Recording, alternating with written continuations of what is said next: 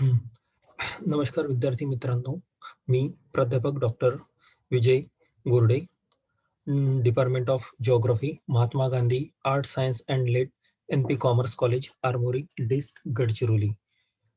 आपण आज विद्यार्थी मित्रांनो कोर्स आउटकमच्या संदर्भात इथे माहिती आपण बघणार आहोत. BA भाग 1 सेमिस्टर 1 CBCS पॅटर्न नुसार हा जो इथं आपल्याला जो पेपर दिलेला आहे तो आहे इंट्रोडक्शन टू जिओग्राफी. या संदर्भात आज आपण या ठिकाणी कोर्स आउटकम काय आहेत, आपल्या सिलेबस बद्दल इथे कोर्स आउटकम काय निघतात त्या संदर्भात इथे आपल्याला इथे आज माहिती बघायची आहेत. तर विद्यार्थी मित्रांनो, कोर्स आउटकमच्या संदर्भात इथे आपल्याला युनिट क्रमांक जे पहिला आहे त्या युनिट क्रमांक पहिल्यामध्ये the nature of geography, meaning, definition, scope, approach, objective, relevance and development of geography, भूगोलाचे स्वरूप, अर्थ, व्याख्या, व्याप्ती, दृष्टिकोन, उद्दिष्टे, रिलेव्हन्स, महत्व आणि विकास या संदर्भात इथे माहिती दिलेली आहे. नंतर place of geography in the classification of sciences, विज्ञानाच्या शाखेमध्ये भूगोलाचं असलेलं स्थान इथे दिलेलं आहे. त्यानंतर ब्रँचेस ऑफ जिओग्राफी आणि जिओग्राफी अँड अदर डिसिप्लिन, म्हणजे भूगोलाच्या शाखा आणि इतर विज्ञान शाखेसोबत भूगोलाचा असलेला सहसंबंध जो आहे तो इथे दिलेला आहे. तर आता आउटकम्स आपण इथे बघूया की इथे पहिला आउटकम आहे की explain to know the meaning, definition, scope, study method and study objective of geography. विद्यार्थी जे आहे हे भूगोलाच्या संदर्भात भूगोलाचा अर्थ, व्याख्या, व्याप्ती आणि त्याची स्टडी मेथड म्हणजेच जे काही अप्रोचेस जे काही असतील, ऑब्जेक्टिव्ह आहे, त्याची उद्दिष्टे आहे, या भूगोलाच्या संदर्भात ही माहिती विद्यार्थी जे आहे ते जाणून घेतात आणि भूगोल काय आहे नेमका ही माहिती विद्यार्थ्यांना या माध्यमातून होते. आपल्याला माहिती आहे की MPSC UPSC मध्ये सुद्धा भूगोल हा विषय जो आहे तो फार महत्वाचा असलेला आपल्याला दिसतो. दुसरं आहे to discuss the importance and development of geography, भूगोलाचं महत्व आणि विकास हा कसा कसा होत गेला याबद्दल विद्यार्थी जे आहे ते माहिती जाणून या ठिकाणी घेतात. आपल्याला माहिती आहे की भूगोलाचा विकास जो आहे तो इसवी पूर्व कालखंडापासून तर आजच्या कालखंडापर्यंत भूगोलाचा हा जो विकास आहे तो विकास होत गेलेला आहे आणि भूगोलाचं फार महत्व आहे आणि ते महत्व आजच्या युगात फार महत्व असलेलं आपल्याला या ठिकाणी दिसून येते. भूगोलामध्ये वेगवेगळ्या म्हणजे पूर्व कालखंडापासून तर आजपर्यंत जो भूगोल बदलत गेलेला आहे, म्हणजे पूर्व कालखंडामध्ये मग तर हेकेटियस असो, इरेस्टोथेनिस असो की आजचे नवीन जनक अलेक्झांडर व्हॉन हम्बोल्ट असो, आज हा या भूगोलामध्ये जो काही विकास झाला तो विकास आपल्याला या भूगोलशास्त्राच्या माध्यमातून आपल्याला या ठिकाणी बघता येतो. तिसरा पॉईंट दिला की to examine the place of geography in the other sciences or its relation to other sciences. आता इथे आपल्याला पॉइंट दिलेला होता की ब्रँचेस ऑफ जिओग्राफी भूगोलामध्ये आणि place of geography in the classification of sciences, भूगोलाचे विज्ञानाच्या शाखेत आणि इतर जे सोशल सायन्सेस आहे यामध्ये काय स्थान आहे. आंतरराष्ट्रीय आपल्याला माहिती आहे विद्यार्थी मित्रांनो की आंतरराष्ट्रीय भूगोल परिषदेने जवळपास भूगोलशास्त्राच्या 84 शाखांना मान्यता दिलेली आहे. भूगोलाचा विषय अभ्यासत असताना आपण पर्यावरण भूगोल असो, लोकसंख्या भूगोल असो, सामाजिक भूगोल असो, आर्थिक भूगोल असो, कृषी भूगोल असो, कुठलाही प्रकारे आपण या भूगोलशास्त्राचा अभ्यास करतो, खगोलीय भूगोल असो, भूगर्भशास्त्र असो, म्हणजे विज्ञान आणि समाज विज्ञान या दोन्हीही शाखेमध्ये भूगोल या शास्त्राचं महत्व असलेलं आपल्याला दिसून येते. आणि त्या म्हणजे भूगोल हा असा विषय आहे की या ठिकाणी भूगोल आपण विज्ञानासोबत आणि सामाजिक विज्ञान म्हणजे सायन्स आणि सोशल सायन्स या दोन्हीही शास्त्रासोबत हा जुडणारा विषय आहे. आपण आता दुसऱ्या युनिटकडे वळूया. यामध्ये दिलेलं आहे the physical dimension in geography, the universe, the solar system, Earth as an unique planet, phases of moon, the earth movement, shape of the earth, latitude, longitude and time zone and time calculation. विद्यार्थी मित्रांनो, इथे universe विश्वाच्या संदर्भात माहिती दिलेली आहे. संपूर्ण जगाच्या संदर्भात विश्वनिर्मिती, विश्वनिर्मितीचे सिद्धांत, सोलर सिस्टीम, सूर्यमाला आहे त्या संदर्भात इथे आपल्याला माहिती दिलेली आहे. अर्थ ॲज अ युनिक प्लॅनेट, पृथ्वी हा एक अद्वितीय ग्रह आहे.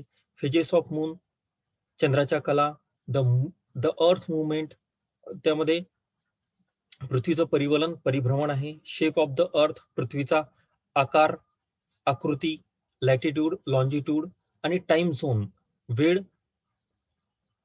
आणि टाइम कॅल्क्युलेशन या संदर्भात या ठिकाणी या युनिटमध्ये माहिती दिली आहे.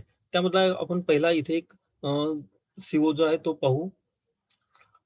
To inform the student about the origin of the earth, the solar system, the origin of universe, the earth is a unique planet. म्हणजे विद्यार्थी जे आहेत ते या ठिकाणी पृथ्वीची उत्पत्ती कशी झाली, विश्वनिर्मितीच्या सिद्धांतामध्ये जी विश्वाची निर्मिती झालेली आहे त्यामध्ये वेगवेगळे ग्रह, पृथ्वीसोबतच बुध असेल, गुरु असेल, शुक्र असेल, शनी असेल, इतर लघुग्रह असेल किंवा तारे असेल, सूर्य असेल, यांची निर्मिती कशी झाली ते विश्व निर्मितीच्या सिद्धांताच्या माध्यमातून विद्यार्थ्यांना इथे कुतूहल निर्माण होते आणि विद्यार्थी यातून माहिती जाणून घेतात. सोलर सिस्टीम, या सगळ्या सोलर सिस्टीम मध्ये हे प्रत्येक ग्रहांची माहिती, प्रत्येक एक ग्रह दुसऱ्या ग्रहापासून किती दूर आहे किंवा प्रत्येक ग्रह हा सूर्यापासूनचं अंतर किती आहे याबद्दल माहिती या ठिकाणी विद्यार्थी जाणून घेतात. द ओरिजिन ऑफ युनिव्हर्स म्हणजे विश्वाची उत्पत्ती, तोच पॉइंट आपण इथे बघितलेला आहे. त्यानंतर the earth is a unique planet, पृथ्वी काय आहे, एक अद्वितीय ग्रह आहे, कारण की पृथ्वीसारखा असा एक दुसरा ग्रह आपल्याला दिसत नाही. इतर ग्रहावर अशा प्रकारची सजीव सृष्टी जी आहे तीच आपल्याला त्या ठिकाणी दिसून येणार नाही, जी पृथ्वीवर आहे. पृथ्वीवर वातावरण आहे जी इतर ग्रहावर आपल्याला त्या ठिकाणी दिसत नाही. पृथ्वीवर मानव आहे, वनस्पती आहे, प्राणी आहे, या संदर्भातील माहिती जाणून घेण्याचा प्रयत्न जे आहे ती विद्यार्थी या ठिकाणून करू शकतात. दुसरा पॉइंट या ठिकाणी दिलेला आहे, to arouse the curiosity of student regarding the size and shape of the earth. म्हणजेच विद्यार्थी या या ठिकाणी पृथ्वीचा आकार, आकृती कशी आहे, त्याचं क्षेत्रफळ किती आहे, त्याचा या संदर्भात माहिती जी आहे ती विद्यार्थी त्या ठिकाणी जाणून घेतात. पृथ्वीवर आपण कल्पिलेले जे लॉन्जिट्यूड, लॅटिट्यूड आहे, अक्षवृत्त आणि रेखावृत्त आहे, या संदर्भात माहिती जाणून घेतात. आणि आपल्याला माहिती आहे की या पृथ्वीवर जे काही अक्षवृत्त आणि रेखावृत्ताची जी काही आपण निर्मिती केलेली आहे ती निर्मिती आपण एक काल्पनिक रेषेच्या माध्यमातून केलेली आहे आणि त्यातूनच आपण टाइम झोन सुद्धा या ठिकाणी निर्माण केलेला आहे. आपल्याला माहिती आहे की अक्षवृत्तांची जी संख्या आहे ती 90, 90 आणि 180 आणि 0 डिग्रीचं एक विषुववृत्त ही अक्षवृत्त आहेत. तर रेखावृत्ते जे आहे ते उत्तर ध्रुवापासून दक्षिण ध्रुवापर्यंत ज्या काही काल्पनिक रेषा आपण आखलेल्या आहे ती झाली आपली रेखावृत्ते. आणि यामध्ये आंतरराष्ट्रीय वाररेषेबद्दल सुद्धा फार महत्वाची माहिती जी आहे ती विद्यार्थी जाणून घेतात. कारण की आंतरराष्ट्रीय वाररेषेमध्ये आपल्याला माहिती आहे की या पृथ्वीवर पृथ्वीचा अर्धा भाग हा अंधारात असतो आणि अर्धा भाग हा प्रकाशात असतो. ज्या वेळेस जो भाग प्रकाशात असतो त्या ठिकाणी दिवस असतो, म्हणजे तिथे नवीन दिवस उगवलेला असतो. परंतु जो भाग पृथ्वीचा अंधारात असतो त्या ठिकाणी आधला दिवस असतो. आणि त्या ठिकाणी तो म्हणजे आदला दिवस आणि नंतर मग जो नवीन दिवस निघतो, जसजशी पृथ्वी जी आहे ती फिरत जाते, एक एक रेखावृत्त सूर्यासमोरून जाते, तसतसा वेळ होतो. त्यानुसार दिवस आणि रात्र याची निर्मिती, त्यानुसार टाइम झोन, प्रत्येक ठिकाणची वेळ ही सारखी नाही. जगामध्ये 24 आपण काल विभाग सुद्धा त्या ठिकाणी केलेले आहेत. या संदर्भात माहिती आणि एक कुतूहल जे आहे ती विद्यार्थ्यांमध्ये त्या ठिकाणी निर्माण होते. तिसरा पॉइंट आपल्याला इथे दिलेला आहे की solar eclipse, lunar eclipse to study their effects on human life. म्हणजे या चंद्रग्रहणाचा, सूर्यग्रहणाचा मानवी जीवनावर काय प्रभाव पडतो त्या संदर्भातील माहिती जी आहे ते विद्यार्थी या ठिकाणी जाणून घेण्याचा प्रयत्न आपल्याला करत असलेले दिसतात किंवा विद्यार्थ्यांमध्ये ते एक प्रकारचं कुतूहल निर्माण होते की ही जी घटना आहे, सोलर इक्लिप्स असो किंवा लुनार इक्लिप्स, ही कशा प्रकारची होत असावी. हं. त्यावर पृथ्वीवर काही त्याचा फरक पडतो का? मानवी जीवनावर काही फरक पडतो का? या संदर्भातली माहिती जी आहे, ती माहिती विद्यार्थी जे आहे ती या ठिकाणी जाणून घेतात. त्यामध्ये सूर्यग्रहणाचे काही प्रकार सुद्धा आहेत, चंद्रग्रहणाचे सुद्धा काही प्रकार आहेत. हे प्रकार सुद्धा इथे विद्यार्थी याबद्दल जी माहिती आहे, ती माहिती या ठिकाणी जाणून घेतात. तिसऱ्या युनिटमध्ये बघा, आपल्याला या ठिकाणी तिसऱ्या युनिटमध्ये geography as a study of environment, man and environment, ecology, म्हणजे भूगोल हे पर्यावरणाचा अभ्यास करणारे शास्त्र या ठिकाणी म्हटलेलं आहे. मानव आणि पर्यावरणाचा संबंध इथे सांगितलेला आहे. इकॉलॉजी म्हणजे पारिस्थितिकी आणि परिसंस्था या ठिकाणी अभ्यास दिलेला आहे. एन्व्हायरमेंटल डिटर्मिनिझम, पॉसिबिलिझम, निओ डिटर्मिनिझम आणि नंतर ड्युएलिझम. आता इथे एन्व्हायरमेंटल डिटर्मिनिझम पर्यावरणीय निश्चयवाद, संभववाद किंवा शक्यतावाद. निओ डिटर्मिनिझम म्हणजे थांबा आणि जा. निसर्गवाद या ठिकाणी दिलेला आहे. ड्युएलिझम आहे, द्वैतवादच्या संदर्भात माहिती या ठिकाणी दिलेली आहे, जी सिस्टमॅटिक, रिजनल आणि फिजिकल जिओग्राफीमध्ये ह्युमन जिओग्राफीमध्ये या ठिकाणी माहिती दिली आहे. तर यामध्ये जे काही कोर्स आउटकम निघतात त्यावरून आपल्याला दिसते की to study geography while studying human and environment. म्हणजे या माध्यमातून आपण मानव आणि पर्यावरण याचा काय संबंध आहे, त्या संबंधाचा अभ्यास करण्याचा प्रयत्न या माध्यमातून आपण करतो. कारण मानव ज्या ठिकाणी राहतो त्या ठिकाणी दोन प्रकारचं पर्यावरण त्याला लाभलेलं आहे. एक सांस्कृतिक पर्यावरण आणि एक नैसर्गिक पर्यावरण. सांस्कृतिक पर्यावरण म्हणजे ज्या घरात आपण राहतो, ज्या संस्थांमध्ये आपण काम करतो, ते सांस्कृतिक पर्यावरण झालं. परंतु जे नैसर्गिक पर्यावरण आहे, ज्या निसर्गाच्या सानिध्यात आहे, पर्वत, पठार, मैदान, जे ज्या ठिकाणी वनस्पती असेल, प्राणी असेल, असं जे पर्यावरण आहे, त्या पर्यावरणाचा वापर सुद्धा हा मानव करतो. म्हणून मानव हा दोन पर्यावरणामध्ये जगतो. एक सांस्कृतिक पर्यावरण आणि नैसर्गिक पर्यावरण याचा सुद्धा अभ्यास या ठिकाणी विद्यार्थी करू शकतात. दुसरं दिलेलं आहे इकॉलॉजी, इकोसिस्टीम. इकॉलॉजी आणि इकोसिस्टीम म्हणजे पारिस्थितिकी शास्त्र आणि परिसंस्था. परिसंस्थेमध्ये वेगवेगळ्या परिसंस्था या जगामध्ये आहेत. जंगल परिसंस्था आहे, वाळवंटीय परिसंस्था, टुंड्रा परिसंस्था या ठिकाणी आहे आणि गवताळ परिसंस्था. या परिसंस्थेच्या माध्यमातून विद्यार्थ्यांना जगाच्या भूगोलाची जी माहिती आहे ती माहिती या ठिकाणी होते. वाळवंटीय प्रदेश कुठे आहे, कोणते वाळवंटीय प्रदेश आहे, ते गोबीचं वाळवंट कोणतं आहे, त्यानंतर कल्हारी वाळवंट, अटाकामा वाळवंट, भारतातील वाळवंट, थरचं वाळवंट, ऑस्ट्रेलियातील वाळवंट याबद्दल माहिती होते. विषुववृत्तीय प्रदेश 0 ते 10 डिग्रीच्या दरम्यानचा जो जंगलांचा प्रदेश आहे, अमेझॉनचं खोरं असेल, कांगोचं खोरं असेल, त्या दरम्यान जंगलांचा अभ्यास त्या ठिकाणी होतो.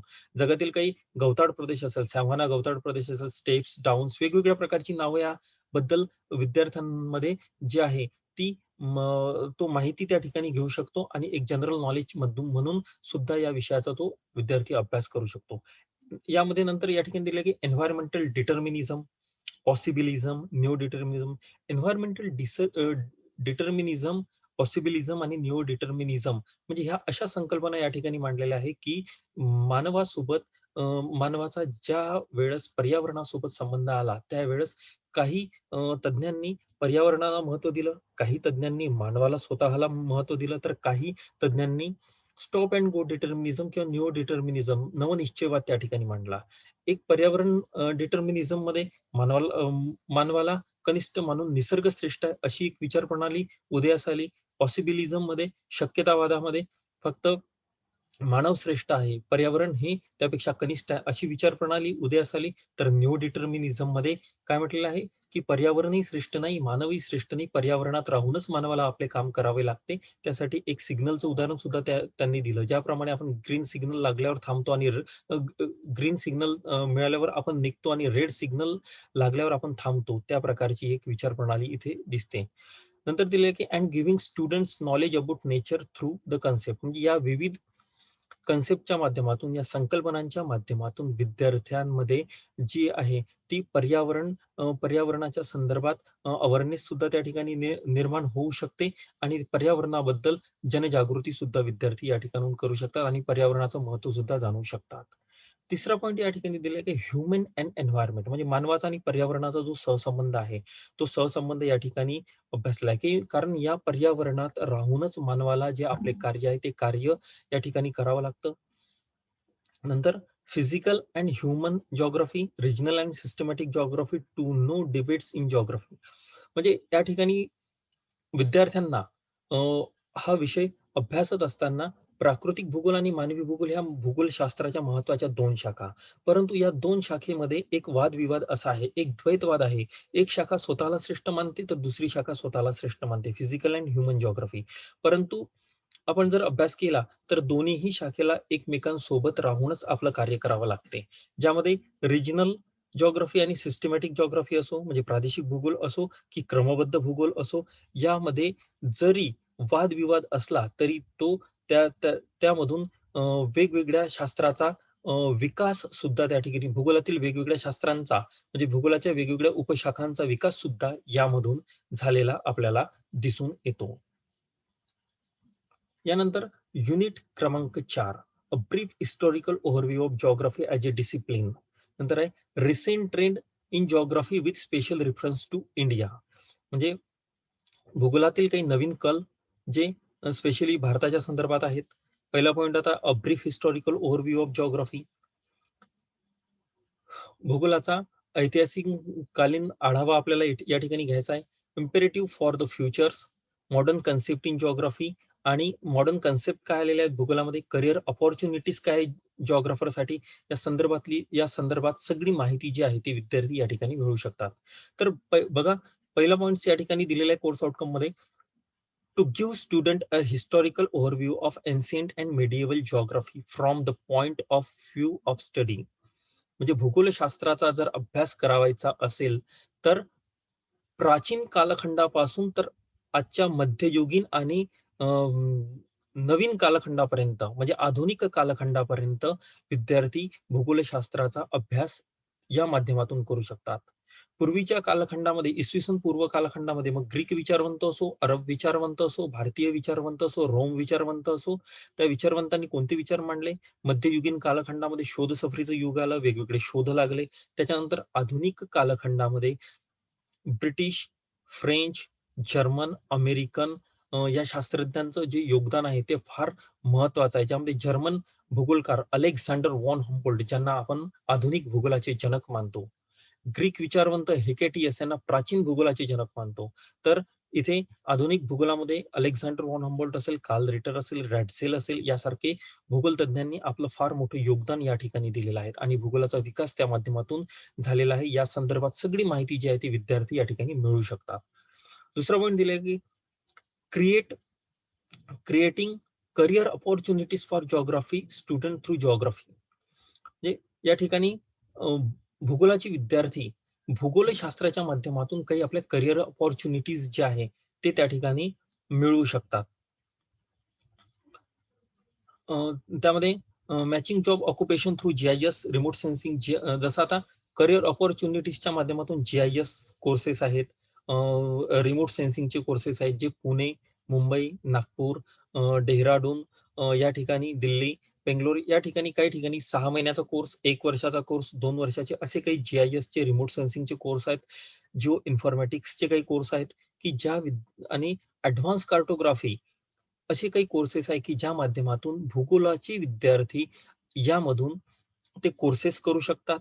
त्यामधून आपले जॉब अपॉर्च्युनिटीज जे आहे ते प्राप्त त्या ठिकाणी करू शकतात आणि जीआयएस असेल, रिमोट सेन्सिंग असेल, ऍडव्हान्स कार्टोग्राफी असेल, किंवा इतर काही कॉम्प्युटर ऍप्लिकेशनचे जिओग्राफी रिलेटेड प्रोग्राम्स असेल, ते प्रोग्राम्स ते त्या ठिकाणी करू शकतात, ते कोर्सेस त्या ठिकाणी करू शकतात आणि त्या माध्यमातून ते जे विद्यार्थी आहेत ते आपला जॉब सुद्धा प्राप्त करू शकतात. Emphasis on adopting modern technique and ontologies in geography. काही मॉडर्न टेक्निक्स सुद्धा भूगोल विषयाच्या माध्यमातून त्या ठिकाणी ते प्राप्त करू शकतात. Convincing student about the origin of the map, globe under cartography and its usefulness in creation and human life. म्हणजे विद्यार्थी जे आहे ते कार्टोग्राफीच्या माध्यमातून, त्या मॅप्सच्या माध्यमातून जे आहे ते, जसं जीआयएस कोर्समध्ये विद्यार्थी जे आहे ते कार्टोग्राफीच्या माध्यमातून किंवा मॅपिंगचं काम जे आहे ते सॉफ्टवेअरच्या माध्यमातून ते मॅपिंगचं काम त्या ठिकाणी ते करू शकतात आणि त्या माध्यमातून विद्यार्थी आपला नोकरी जी आहे ती नोकरी त्या ठिकाणून प्राप्त करू शकतात. इथे मॅपिंगचं काम जे आहे ते जीआयएसच्या माध्यमातून मोठ्या प्रमाणावर केले जाते. त्याचा सुद्धा त्यातून ते जॉब जे आहे ते विद्यार्थी मिळू शकतात. या व्यतिरिक्त बाकी इतर भरपूर काही संस्था आहे, म्हणजे पॉप्युलेशन स्टडीज असेल किंवा भारतीय जनगणना विभाग जे आहे या माध्यमातून विद्यार्थी आपला उदरनिर्वाह करू शकतात आणि या माध्यमातून विद्यार्थी वेगवेगळे कोर्सेस, 6 महिन्याचा, 1 वर्षाचा, 2 वर्षाचे असे कोर्सेस करून भूगोलाचे विद्यार्थी मास्टर डिग्री केल्यानंतर हे कोर्सेस जे आहेत ते त्या ठिकाणी करू शकतात. या व्यतिरिक्त मास्टर डिग्री केल्यानंतर विद्यार्थी नेट किंवा सेट आणि नंतर PhDच्या माध्यमातून प्राध्यापक या पदावर सुद्धा ते लागू शकतात. आणि या काही नवीन मॉडर्न टेक्निक्स असेल, आयडिओलॉजीज असेल भूगोलाच्या संदर्भात, ते विद्यार्थी अडॉप्ट त्या ठिकाणी करू शकतात. आणि भूगोलाच्या माध्यमातून विद्यार्थी, आपल्याला माहिती आहे की MPSC, UPSC या परीक्षेमध्ये भूगोल हा विषय फार महत्त्वाचा असतो. तुम्ही कुठलीही परीक्षा जरी दिली तरी त्या परीक्षेमध्ये भूगोलाचे प्रश्न असतातच. म्हणून भूगोल हा आजच्या काळात एक फार महत्त्वाचा विषय जो आहे तो त्या ठिकाणी झालेला आहे. या माध्यमातून विद्यार्थी जे आहे ते आपल्या MPSC, UPSCच्या तयारीसाठी भूगोल या विषयाची निवड सुद्धा त्या ठिकाणी करू शकतात आणि त्या माध्यमातून ते जॉबवर सुद्धा त्या ठिकाणी लागू शकतात. तर विद्यार्थी मित्रांनो, या प्रकारे हा BA भाग 1 सेमिस्टर 1 चा इंट्रोडक्शन टू जिओग्राफी हा पेपर गोंडवाना विद्यापीठाच्या नुसार या ठिकाणी भूगोल विषयाचा हा पेपर आहे की ज्या माध्यमातून विद्यार्थी जे आहे ते आपलं ज्ञान जे आहे ते आपलं ज्ञान या ठिकाणी प्राप्त करू शकतात. ज्या 4 युनिटच्या माध्यमातून हे जे काही कोर्स आउटकम आहे ते आपल्याला या ठिकाणी दिसून येतात. Thank you.